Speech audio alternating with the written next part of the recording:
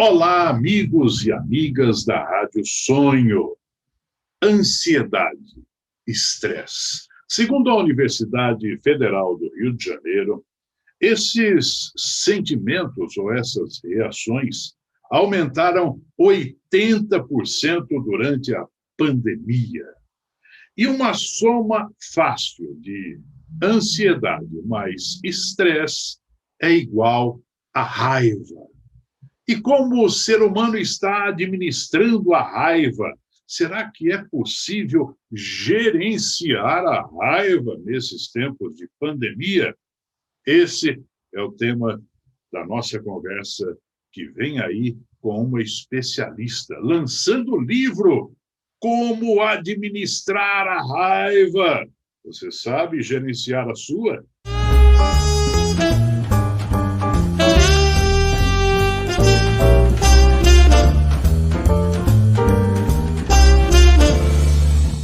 A nossa convidada é Patrícia Santos, graduada em Marketing, com mestrado em Engenharia de Produção e também MBA em Gestão Estratégica de Vendas.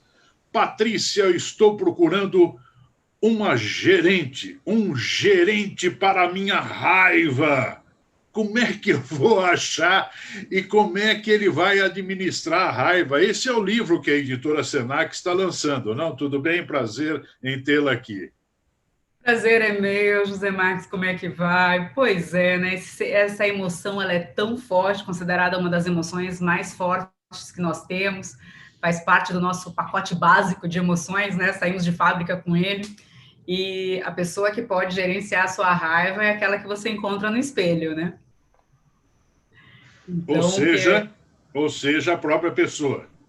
tem que ser a própria pessoa. A gente pode também ajudar algumas pessoas a saírem, né? Como a gente brinca, do surto de raiva, ou de fazer uma compreensão melhor do porquê que essa emoção tá aflorada, né? Mas a pessoa que pode realmente gerenciar a sua própria emoção, o nome já é a sua própria, é você mesmo, né? E existem técnicas para isso, né? Vamos lá, então. Quais são as principais técnicas? Bom, primeiro a gente precisa entender que todo mundo, né, nasce com raiva. Um bebê, se você está com ele no colo e coloca ele no bercinho, se ele não está afim de ir para o bercinho, ele abre o maior berreiro. A raiva, ela tem um propósito. Do mesmo jeito que o medo está a serviço da vida, uma pessoa que não tem medo é uma pessoa até perigosa, né? É uma pessoa que acaba se expondo demais ao risco e coloca os outros também em risco. Então, a gente precisa de um pouco de medo para que a gente possa ficar salvos. E a raiva, ela tem um propósito também, de nós defendermos aquilo que é nosso, de nós colocarmos limite, muitas vezes, em algumas situações, até de me dar energia, porque a raiva, ela te dá muita força, né? Para você, muitas vezes, fazer uma mudança na sua vida, ou rever os seus valores, né? Então, a raiva, ela tem um motivo de ser. O grande problema não é a raiva em si, mas é o que você faz quando você a sente. Tem pessoas que dizem assim, José, olha, eu não sou raivoso, raivosa, eu não xingo ninguém, né? Eu não tenho raiva. Só queria te avisar que sim, você tem raiva. O grande problema, muitas vezes, é que tem muitas pessoas que não conseguem expressar a sua raiva e acaba implodindo. Ela vai engolindo muitos sapos e depois fica com a cabeça que é um pântano, né? Quem engole muito sapo pode acabar tendo úlcera, acaba somatizando algumas doenças, né? Alergia, pode ter um AVC, um derrame, então é um problema também. E outras pessoas são mais agressivas, né? Então ela diz assim: passou mesmo para a cabeça do outro, né? Mas não resolveu. Então, quando a gente fala sobre gerenciar a raiva, é a gente aprender, primeiro, que faz parte da vida, entender o que ela está querendo me dizer, e aí a gente pode explicar isso um pouquinho mais com autoconhecimento, e como é que eu posso me expressar, colocar os limites, ou fazer as mudanças necessárias em mim ou no mundo, sem agressividade. Dá um exemplo só de como é que a gente pode amenizar a raiva. Primeiro, vamos lá, então entendendo assim, ó, o porquê que ela surgiu. A raiva é uma emoção, né, como eu falei do pacote básico, mas ela pode ser uma emoção secundária, como se fosse um efeito colateral. Por exemplo, a pessoa ela pode estar muito triste, que ela perdeu o emprego, ou que perdeu algum ente querido, e ela não consegue lidar com essa tristeza, então ela resolve culpar o médico, culpar a China, culpar o empregador, né, por um problema, por uma dor que ela esteja passando. Pode ser por alguma coisa injusta, geralmente quando a gente se sente injustiçado, humilhado, ignorado ou rejeitado. A raiva, ela também pode estar ligada ao medo. Por exemplo, todo mundo que lida com pessoas muito agressivas, que você fica com medo de alguém, toda vez que sente medo, a raiva ela aflora junto. Então, é muito interessante a gente entender qual é a emoção real que está ali e o porquê que a raiva, né, está se manifestando. Sempre vai haver uma mudança no teu corpo, é no físico mesmo, sabe, José? Tem os pensamentos também. Você começa a ficar em looping. Você não para de pensar naquela pessoa que você se sentiu humilhado, ignorado ou rejeitado.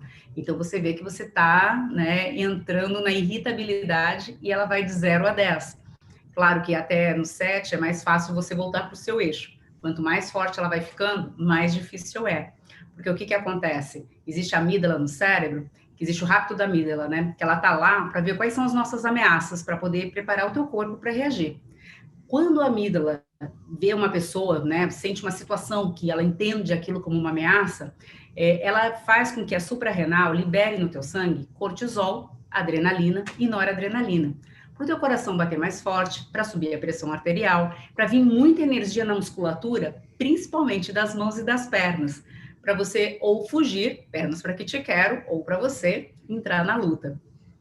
Por Então, isso e que quando uma pessoa o primeiro passo para evitar tudo isso, Patrícia? respirar, preste atenção na sua respiração. A primeira coisa que muda, quando muda a emoção, é a respiração. A respiração da raiva, ela é em cima no peito, ela é muito rápida. Tenta levar essa respiração para a barriga. Respira em 4 tempos, segura um pouquinho o ar e solta esse ar fazendo barulhinho, como se fosse um pneu tirando ar, em 6 tempos. Se você fizer isso mais ou menos umas 5, 10 vezes, já começa a acalmar. Saia para caminhar. Qualquer exercício, gente, bilateral que você faça, isso é, com os 2 lados do corpo, vai voltar a ter ativação no teu pré-frontal, que é a área do cérebro que está atrás da sua testa, que é o que faz você pensar nas consequências, analisar se de repente você não está explodindo demais por uma situação que como se fosse uma tempestade em copo d'água. Faz você também rever a sua autoestima. Quando a nossa autoestima está baixa, a irritabilidade fica mais alta. E principalmente, né, gente, faz a gente ter mais empatia, porque muitas vezes a gente fica extremamente irritado. Quem está nos ouvindo, que está no trânsito, né, que alguém deu uma fechada, ou cortou a fila, você já vai irritado, né, para casa, muitas vezes, ou para o escritório, com uma pessoa que você não sabe nem o nome. Gente, releva, sabe? Tem empatia, de repente aquela pessoa está atrasada para levar algum parente para o hospital, sabe? Pensa em alguma coisa que faça você ser mais generoso. E aí você se acalma. Mesmo que não seja verdade, o teu cérebro se acalma. E é isso que a gente precisa, né? De mais calma, mais generosidade e mais equilíbrio emocional. Quer dizer, o principal recado desse livro que vocês escreveram é que, primeiro, a raiva tem gerenciamento, tem administração. E segundo, que o grande, único e principal gerente da sua raiva é você. É isso?